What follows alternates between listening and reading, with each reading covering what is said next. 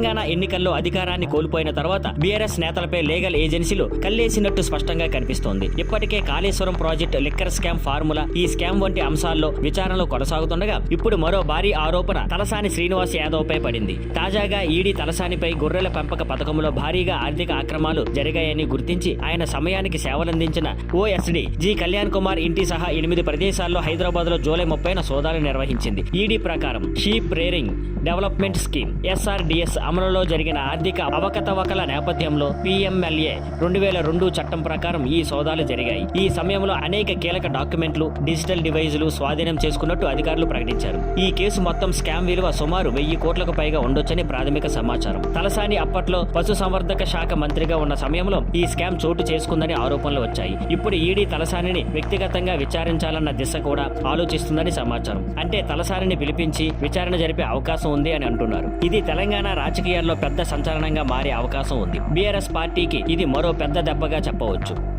Thank you for watching. Please like, share and subscribe.